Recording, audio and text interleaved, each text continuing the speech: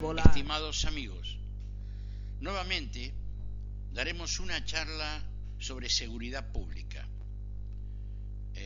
Hoy hablaremos sobre aspectos criminológicos del delito de secuestro, cuyo autor es Alfredo Mauricio Erazo Díaz del Castillo. El secuestro y la psicología del sometimiento. Este fenómeno, a diferencia de otros delitos, se manifiesta como un trauma crónico, es decir, no solo porque se prolonga en el tiempo que dura el cautiverio, sino además porque persiste con gran intensidad después de haber regresado a la libertad. El secuestro se relaciona íntimamente con la psicología del sometimiento, pues la finalidad que buscan los secuestradores es la de someter a la víctima y a su familia, mediante un control cruel sobre todos los aspectos de sus vidas. Para ello, recurren a técnicas de control psicológicas dirigidas a transmitir el terror, la desesperación y destruir la confianza del retenido en él y quienes le rodean. Utilizan la violencia verbal como estrategia principalmente de sometimiento y subyugación. Esta se manifiesta con amenazas de muerte, humillando al secuestrado con el uso de las palabras soeces y ofensivas, en fin, hasta hacerlo sentir sin ningún poder. También utilizan como estrategia de dominación los engaños y mentiras con respecto a lo hecho por la familia o el interés que muestra para buscar la liberación de la víctima. Por otro lado, las familias son objetos de fuertes amenazas, como cuando se anuncia que se va a enviar al secuestrado muerto en una bolsa o su oreja o dedo. Lo que buscan estos bandidos es minar la capacidad de la familia de decidir en forma adecuada. Mediante el terror, tratan de llevarlos a decidir de forma impulsiva y desesperada en busca de lograr un buen y oportuno pago del rescate. Las familias que pudieran hallarse en esas circunstancias deben pensar con frialdad y captar que lo que ellos buscan es ganar el control de la víctima y su familia. Se debe mantener una buena relación con ellos sin rendirse totalmente. Se debe demostrarles que se puede pensar aún todavía. ¿Cómo sobrellevar el sometimiento? Lo primero que hay que hacer es ser conscientes de una terrible realidad. Somos impotentes y por otro lado que estamos bajo el dominio de otros seres humanos y que estos buscan rebajarnos como persona. Lo importante es mantener la dignidad humana y la autoestima. En busca de lo anterior, estudiosos del tema han señalado siguientes técnicas que buscan ser un paliativo en este gran impacto que sufren las víctimas. Descubrir el mundo interno. Nuestro mundo es propio, nadie accede a nuestra mente, nuestros pensamientos y fantasías. Lo interno nadie los puede quitar. Darle un sentido de oportunidad al cautiverio.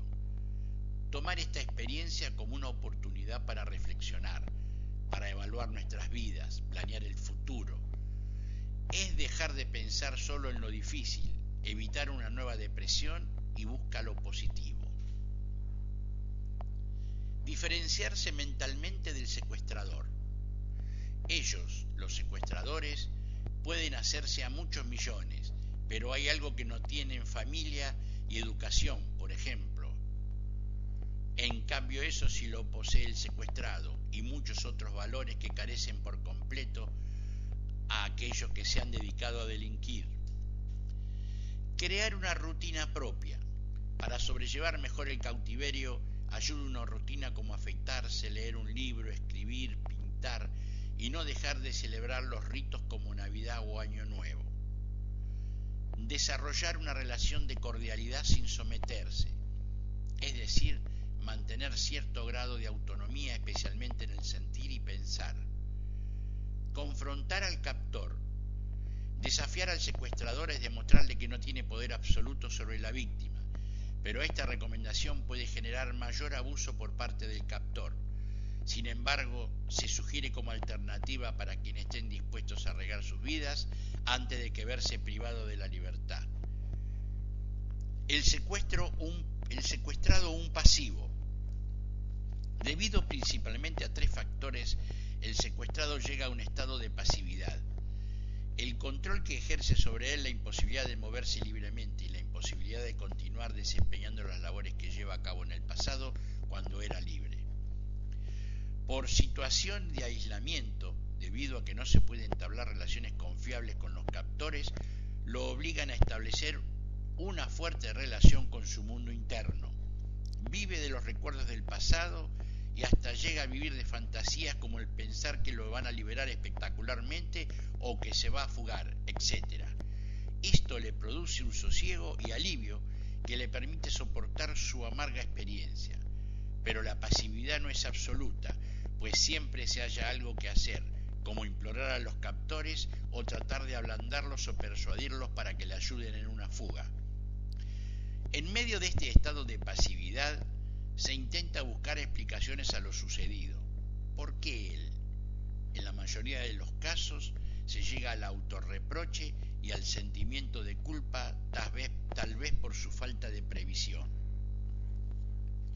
Según la psicología, cuando se han sufrido fuertes traumas como un secuestro, pérdida de un ser querido o violación, sucesos todos extremadamente traumáticos, muy severos, se necesita darle un sentido a lo vivido, autoculparse, autorreprocharse, asumir la responsabilidad ayuda a no quedar sumergido en la desesperanza e impotencia. Es lo que algunos autores llaman la defensa moral. El sitio y el tiempo.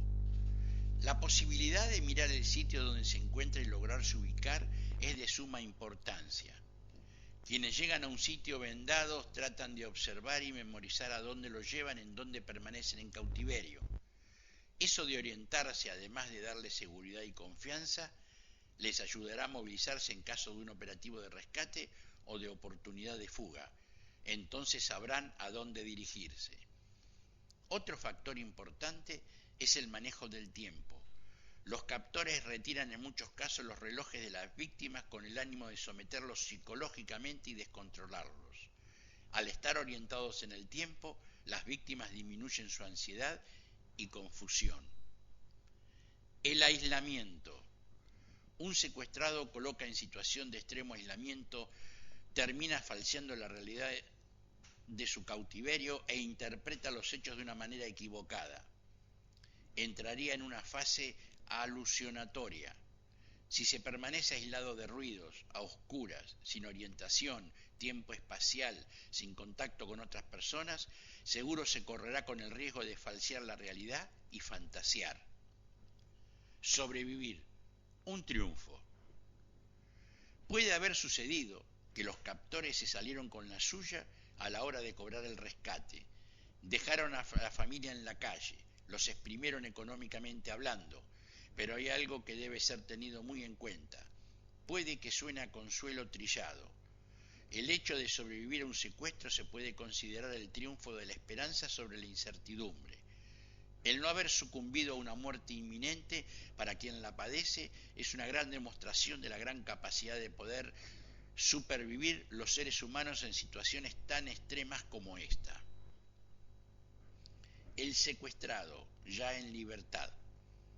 El regreso a casa por parte de las víctimas es el fin de una situación altamente crítica y angustiosa, pero es el principio de una etapa de readaptación. Es muy posible que aún después de la liberación continúe la ansiedad, el miedo y la confusión. Es ahora cuando el cansancio comienza a aparecer. Sus reservas físico-emocionales e intelectuales han llegado a agotarse, porque las tuvo que utilizar en su cautiverio para vivir y mantener su equilibrio emocional. Júbilo y alegría, pero con una gran nube, el miedo a un nuevo secuestro. Se llega a casa con alegría, con la felicidad de haberse sentido muerto y saber que se ha resucitado. Pero el gran temor a la reincidencia traumática Es uno de los aspectos psicológicos que más se observan en quienes han vivido estas experiencias catastróficas. Se manifiesta en frecuentes pesadillas referidas a la experiencia, recuerdos momentáneos e inesperados del secuestro, llamado flashback, y evidentes evasiones sobre el tema. Se presenta también un estado ansioso generalizado, gran irritabilidad, despersonalización, desorientación temporoespacial y ansiedad, demostrada con manifestaciones somáticas. Se presenta en algunos casos el llamado síndrome del sobreviviente, la tríada típica compuesta por cefaleas frecuentes, pesadillas recurrentes y estados de tristeza más o menos periódicos. En el tiempo siguiente a la liberación, el ex secuestrado presenta con alegría y euforia desmesurada y unas ganas de vivir todo lo que no pudo en su cautiverio. En este periodo las huellas del secuestro no se manifiestan, pero cuando se adapta a su medio habitual y comienza a enfrentar la realidad que dejó y los resultantes del secuestro mismo, se ausenta la euforia. Es ahora cuando las secuelas empiezan a evidenciarse en la víctima y su familia. El aspecto más relevante después del secuestro, una vez superada la euforia, es el miedo a ser plagiado nuevamente y estar sometido a las condiciones del cautiverio. Se padece de temores agudos y marcados, muchas veces relacionadas con situaciones que para cualquier observador externo no tendrían ninguna relación con un nuevo secuestro. Por ejemplo, si hay alguien se queda mirándolo en la calle o se acerca a preguntarle la hora, para el ex secuestrado estos acercamientos representan peligro de un nuevo secuestro. Pero con el paso del tiempo, los temores a que se repita la experiencia traumática desaparecen solos, sin la necesidad de una ayuda diferente a la que proporciona la familia o el microgrupo social. Habrá algunos casos extremos que requieren ayuda profesional cuando las alteraciones psicológicas sean de tal magnitud que lo ameriten. Este trauma, representado en el temor a un nuevo secuestro, se fundamenta en un dúo de razones. 1. La experiencia dramática del secuestro vivida y los padecimientos sufridos. 2. La situación objetiva del país con el índice de delincuencia tan alto y falta de logros por parte del Estado para proteger a sus ciudadanos contra el delito. Estas dos razones se superponen, se complementan convirtiéndose las dos juntas en poderoso argumento a favor del miedo a la reincidencia. De todas maneras, solo el paso del tiempo unido a la solidaridad familiar y social lograrán hacer desaparecer estos temores que mientras duran impedirán vivir con normalidad a la víctima. El síndrome de Estocolmo. En 1973 en la ciudad de Estocolmo, en un asalto bancario, los ladrones retuvieron a los empleados del banco por varios días. Al momento de la liberación, un periodista fotografió el instante en que una de las rehenes y uno de los captores se besaban. Este hecho sirvió para bautizar ciertas conductas extrañas que demuestran afecto entre los captores y los rehenes. Se presenta este síndrome cuando la persona que lo sufre se identifica con su agresor ya asumiendo la responsabilidad de la agresión de que es objeto, ya sea imitando física o moralmente la persona del agresor, o ya sea adoptando ciertos símbolos de poder que lo caracterizan. El llamado síndrome de Estocolmo es un mecanismo defensivo psicológico de adaptación del individuo de carácter inconsciente. En consecuencia, solo un observador externo podría percibir como desproporcional que la víctima defienda o adopte actitudes para disculpar a los secuestradores y justificar los medios por lo que lo tuvieron retenido. Para que se pueda desarrollar el síndrome de Estocolmo, es necesario que el secuestrado no se sienta agredido, violentado ni maltratado por los plagiarios. El trato negativo se transforma en una barrera defensiva contra la posibilidad de identificarse con sus plagiarios y aceptar que hay algo bueno en ellos y sus propósitos. Muchos de los secuestrados, antes de su experiencia, sentían alguna simpatía por la guerrilla en Colombia o encontraban alguna justificación en el obrar de la delincuencia común, debido a la gran desigualdad social imperante y a la falta de oportunidades. pero al padecer el secuestro y estar sometido ya por la guerrilla, ya por la delincuencia común y de la experiencia con la cercanía a la muerte, se produce un cambio radical en su pensamiento y en la percepción de los fenómenos sociales. Este sería el caso de un síndrome de Estocolmo, pero a la inversa. Del concepto favorable se pasó al negativo. Cuando alguien es retenido contra su voluntad y permanece en condiciones de aislamiento, puede establecer relaciones cordiales y mostrar cierta complacencia con sus captores, pero esa corriente afectiva la crea para sobrevivir en medio de esas condiciones precarias. Esa relación afectiva se puede establecer bien como un nexo consciente y voluntario por parte del secuestrado para obtener algún beneficio o dominio de la situación y evitar la agresión de los captores, en este último el caso del síndrome de Estocolmo. En la gran mayoría de los casos, lo que se presenta es un agradecimiento consciente por parte de la familia y la víctima por haberles permitido regresar vivos, sanos y salvos. ¿Recuerdan en las primeras semanas después de su liberación a quién o quiénes tuvieron alguna muestra o gesto humanitario con ellos, o simplemente un acto de compasión? En esa circunstancia, cualquier gesto positivo por parte de los secuestradores puede ser recibido con gratitud apenas normal. ¿Cuándo podemos afirmar que un secuestrado padece el síndrome de Estocolmo? Cuando se presentan estas dos condiciones. Condición 1, que la persona haya asumido inconscientemente una notable identificación en las actitudes, comportamientos o modos de pensar de los captores, casi como si fueran suyos. 2. Que las manifestaciones iniciales de agradecimiento y aprecio se prolonguen en el tiempo, aun cuando la persona ya se encuentre integrada a sus rutinas habituales y haya interiorizado la finalización del secuestro. Reacciones psicosomáticas. Los síntomas somáticos generados por experiencias postraumáticas se observan de un modo muy marcado, solo en la fase siguiente a la liberación. Su intensidad está relacionada con las condiciones físicas de cautiverio a que estuvo sometido el secuestrado. Es decir, que si hubo maltrato o amenazas de muerte o simulacros de fusilamiento, entonces los dolores de cabeza, los mareos, los dolores de pecho serán muy intensos. Estos síntomas desaparecen con el paso del tiempo y el apoyo familiar sin necesidad de ayuda profesional. Esto ocurre en la mayoría de los casos.